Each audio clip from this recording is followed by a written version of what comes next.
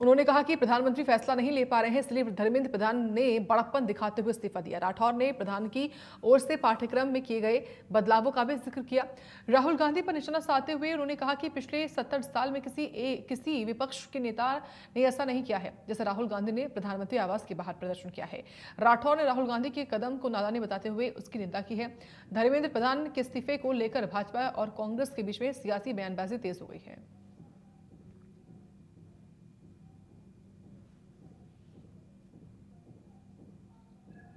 बहुत बड़प्पन दिखाया है। उनको जब लगा कि हमारा नेता दुविधा में है कि इस समय क्या निर्णय करे, वो जानते हैं हमारे नेता कि धर्मेंद्र प्रधान निष्कलंक है, कोई दोष नहीं है उनका।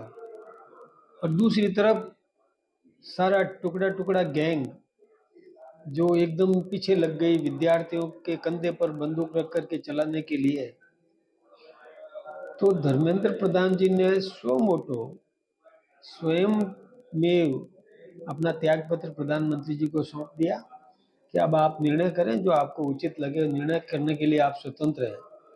धर्मेंद्र प्रधान जी ने बहुत अच्छे काम किए थे।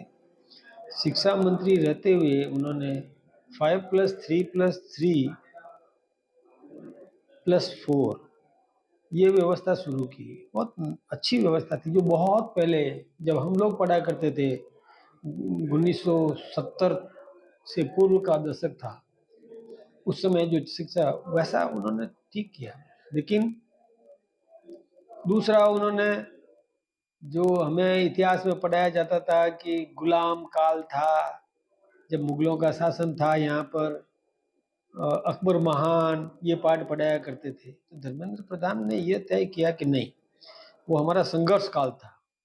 महाराणा प्रताप कभी गुलाम नहीं हुए, छत्रपति शिवाजी कभी गुलाम नहीं हुए, हमारा संघर्ष काल था। गुरु गोविंद सिंह संघर्ष किया, बच्चों को जिंदा दीवार में चुना दिए गए, सारा परिवार खत्म हो गया, लेकिन गुलामी बर्दाश्त नहीं की, संघर्ष किया।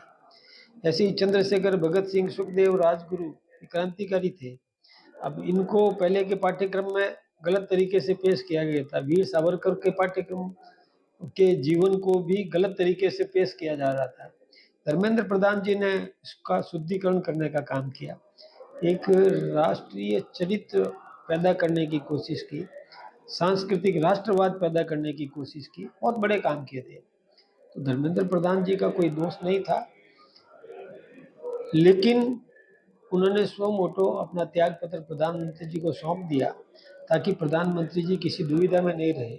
जो उचित निर्णय वो करेंगे वो स्वीकार्य है।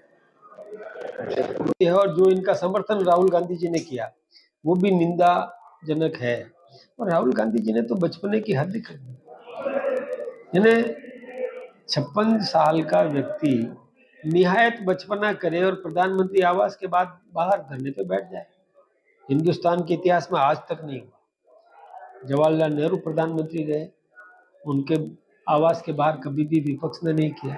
स्वयं इंदिरा गांधी रही, राजीव गांधी रहे, मनमोहन सिंह जी रहे, किसी के राज में ऐसा नहीं हुआ। और इस नादानी दिखा दी राहुल गांधी ने। सवाई माधोपुर से बड़ी खबर